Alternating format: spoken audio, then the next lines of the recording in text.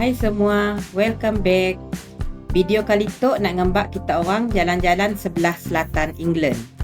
Bila orang sebut UK, kebanyakan kita terus fikir London, Manchester atau Liverpool. Tapi sebenarnya UK tu ada banyak tempat lain yang lebih kacak dan tenang, terutamanya di bahagian selatan England. Kali tu kami berjalan di sekitar Hampshire dan kebetulan waktu ya musim luruh, autumn nak. Jadi warna daunnya berubah dan suasananya memang jauh berbeza. So jom kami ngembak kita pergi nangga sisi UK yang jarang orang lawat. Okay, sampai dah kami duduk dekat The Hospital St. Cross. Hari tu kami duduk pergi dekat tempat-tempat yang macam tourist attraction lah, tempat-tempat bersejarah dalam Winchester tu. The Hospital of St. Cross tu diasaskan sekitar tahun 1132 sampai 1136 oleh Henry of Blois, adik kepada King Stephen dan merupakan uskup Winchester masaya. Pada zamannya, hospital tu bukanlah berfungsi macam hospital zaman kini tu. Hospital St. Cross tu merujuk kepada tempat perlindungan amal macam rumah amal yang memberi perlindungan dan bantuan kepada orang yang datang berziarah ke Sia, orang miskin dan orang tua yang si berkemampuan. Penduduk tetap dekat Sia ialah lelaki warga emas yang dipanggil Brothers. Sidaknya memakai jubah warna hitam atau warna merah gelap dengan lambang perak berbentuk salib. Seni benanya masih dipelihara sampai kini tu. Dekat Sia kita boleh nangga sebuah gereja besar bergaya Norman dengan kawasan halaman yang luas. Ada bilik makan, ada dapur dan asrama Brothers tu tadi. So dekat Sia juga ada taman-taman tradisional. Masa kami dua alia pergi Sia nang banyak bunga lah dekat Sia, nang kacak-kacak je bunga masa ya. Pada abad ke-15, Kardinal Henry Beaufort yang membesarkan hospital tu. Kardinal Henry yang menjadi uskup Winchester pada masa ya, yang menubuhkan satu komuniti yang dipanggil The Order of Noble Poverty. Dan bangunan yang menempatkan sidak tu dikenali juga sebagai The Almshouse of Noble Poverty.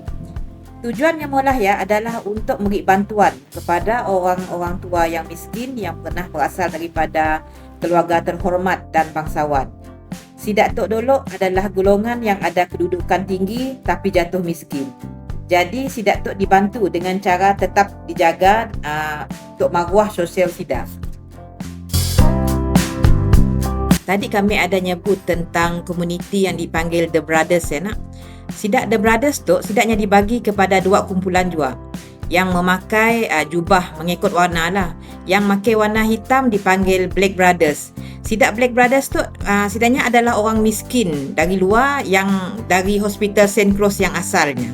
Manakala The Brothers yang memakai color merah tu sidaknya dipanggil Red Brothers. Dari itu adalah keluarga bangsawan miskin dari Order of Noble Poverty. Ini tu The Hospital of St. Cross tu masih lagi aktif sebagai sebuah rumah amal. Nya adalah rumah amal yang dikatakan tertua di England tu. Dan nya dibuka juga kepada pelawat. So siapa-siapa boleh datang melawat ke situ. Jom, ada bunga dalam ya. Kau maknya suka bunga, enggak? Ya Rabbi, pokoknya pun kacak golden dah daunnya.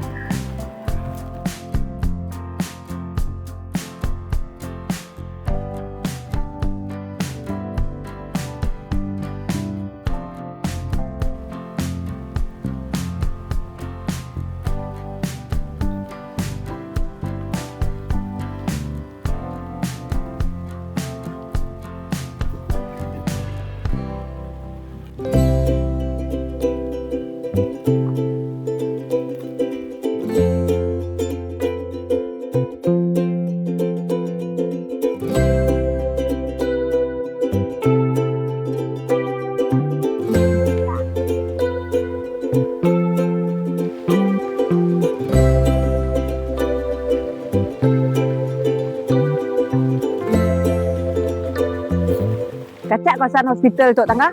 Yang siap ada kolam lagi.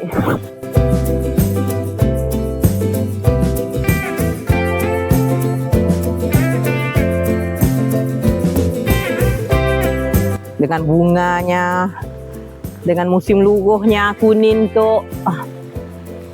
Cakna.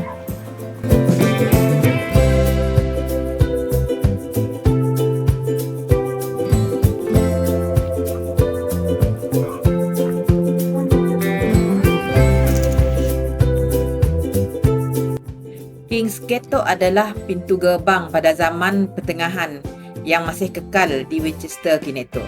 Pintu gerbang tu merupakan sebahagian daripada tembok kota Winchester yang digunakan untuk melindungi bandar pada zaman dulu. Gereja tu adalah tapak asal untuk gereja Anglo-Saxons masa abad ke-7. Sejarahnya bermula pada tahun 642 bila Raja Kenwah dari Wessex yang membina gereja besar yang dipanggil Old Minster. Tapi bila orang-orang Norman menakluk tempat tu, siap membina gereja besar sebelah Old Minster. Bila gereja besar tu siap, Old Minster pun diroboh. So, katedral yang kita tangga kini tu ialah gereja besar yang dibina oleh orang-orang Norman dengan seni bina Norman masaya. Okay, next kami duduk dekat The Great Hall.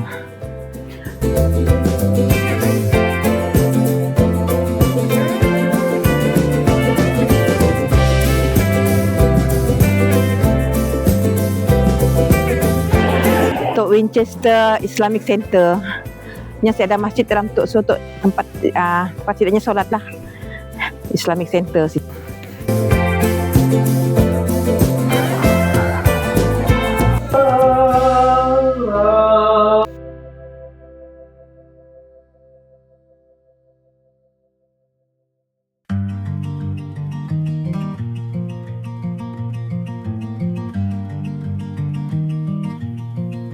High Street di Winchester tu adalah jalan utama bersejarah yang kini tu menjadi pejalan kaki sesuai untuk orang pergi shopping dan jalan-jalan. Di sepanjang jalan tu kita dapat nangga kedai, kafe, restoran dan pasar lokal. Jalan tu juga ada bangunan bersejarah macam Westgate, Guildhall dan Buttercross dengan seni bina dan warisan abad pertengahan.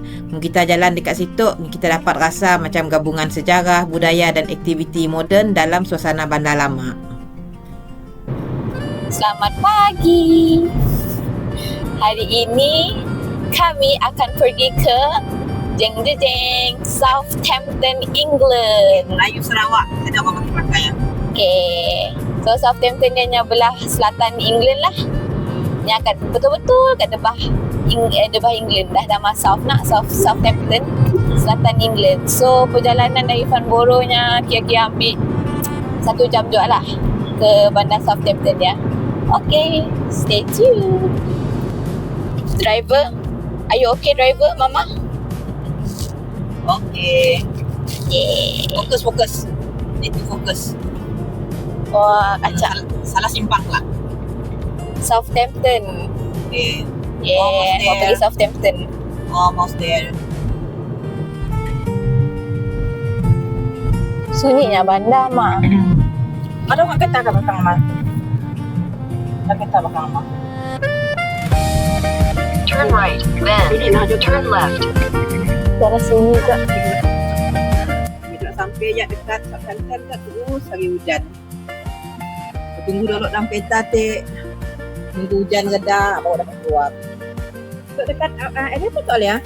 Tok kat Ocean Marina Village. Ocean Marina Village. So nampak nak nya ada yak, nya ada buat tempat orang kaya lah. Tempat orang have situ.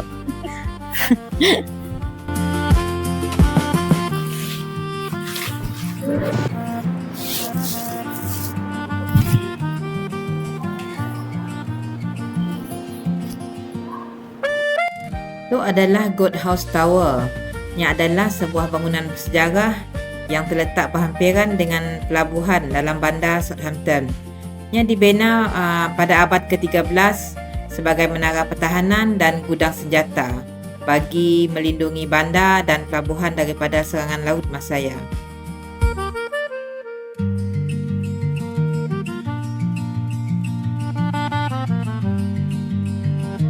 Lepas ianya digunakan untuk pelbagai tujuan, termasuk dijadikan penjara dan tempat gudang simpanan.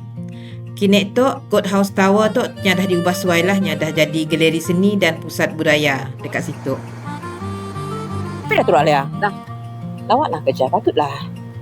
Nya free dalam bandar.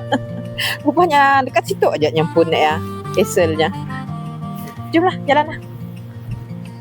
Dekat dengan area rumah orang. Itulah runtuhan castle.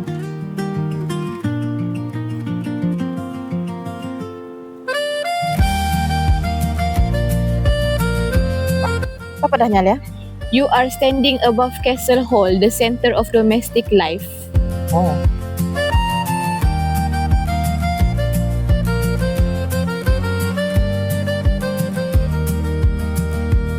Dekat dah ada bangunan dah. Oh. Dah ada bangunan moden dah dekat siang. Dengar dah. Apa yang ada sih?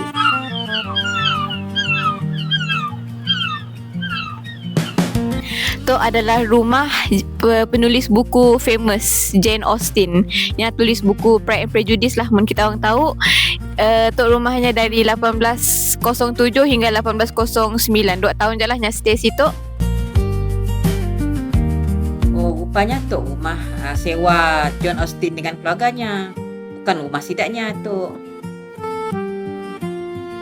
Bayangkan tembok yang dibina masa abad ke-12 sampai 14 tu masih ada lagi dalam bandar. Kerajaan UK tu sidaknya memang meroboh tembok bersejarah macam tu. So dah nampak macam gabungan bandar moden dengan Old Town pula. Tembok tu sebenarnya dipolah untuk protect bandar Southampton daripada serangan musuh, terutama dari France masaya. Masa berjalan dekat sekitar Westway tu memang kita boleh nanggarlah tembok batu tinggi, pintu gerbang lama dan menara pengawal masa zaman medieval ya. Sebelah aja dengan bangunan moden.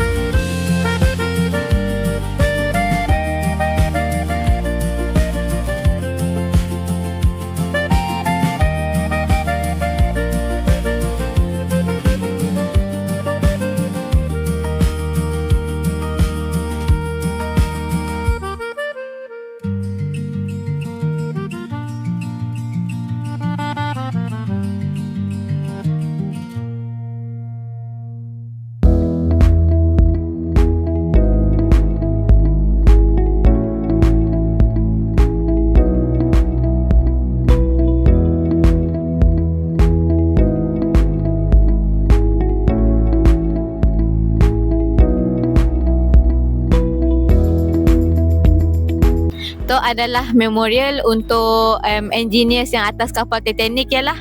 Sebab kapal Titanic kan berlayar dari Southampton, and then engineer Sidak pun ramai dari Southampton lah. So itu adalah memorial untuk respect Sidak, owner Sidak, sebab Sidak dah mula duty kan. So Sidak stay atas kapal sampai kapal dia karam.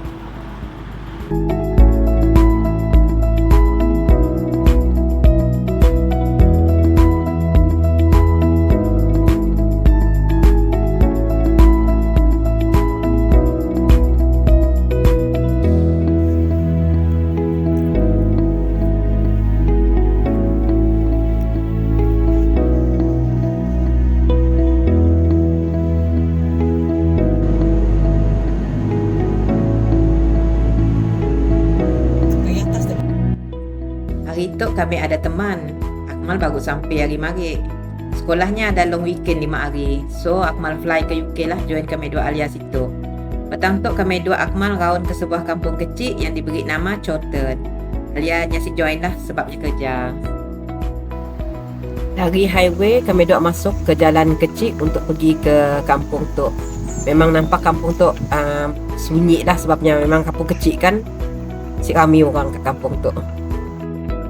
Apa yang menarik tentang kampung tu ialah dekat situ lah ada rumah terakhir Jane Austen sebelumnya meninggal dunia. Kami dua Akmal masuk ke museum tu dengan bayaran 15 pound seorang untuk kami dan 11 pound untuk Akmal. Jane Austen tinggal di rumah tu dari tahun 1809 sampai 1817 dengan maknya, dengan kakaknya dan seorang kawan. Dekat rumah tu lah Jane Austen yang menulis, mengedit dan menerbit karya terkenalnya, antaranya Pride and Prejudice, Sense and Sensibility dan Emma. After that, so she started, which was pretty well known in her day, so she had quite modest success. But then in Britain, Pride and Prejudice, and a couple of her novels were always at A level and O level, the educational exams. So we had to study it. So most people know Pride and Prejudice. Selepas Jane meninggal dunia pada tahun 1817, mak dan kakaknya terus tinggal di rumah Tok sepanjang hayat Sida.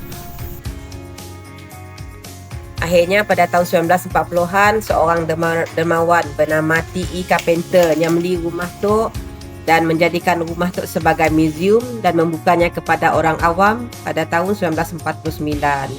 Kini Tok, bangunan Tok menjadi bangunan yang bersejarah Grade 1 dan tempat pelawat dari seluruh dunia datang untuk nanggar kehidupan Jane Austen Tok dan nanggar yang pun koleksi barang peribadinya macam koleksi surat, buku-bukunya dan meja tempatnya nulis.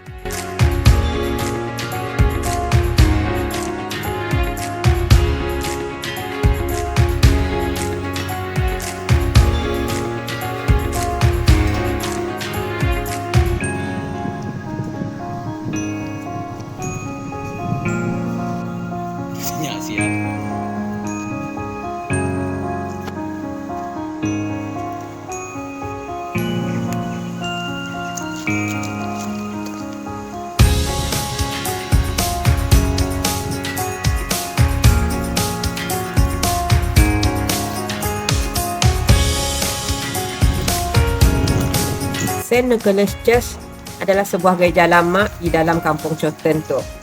Gereja tu punya berasal dari abad yang ke-13 lah, yang menjadikannya satu bangunan yang tertua dekat Chawton tu. Jadi disebabkannya bangunan yang tua tu nak, so banyaklah kerja-kerja ubah suai, sidaknya jagalah just tu. Tapi masih lagi mengekalkan seni bina zaman pertengahan.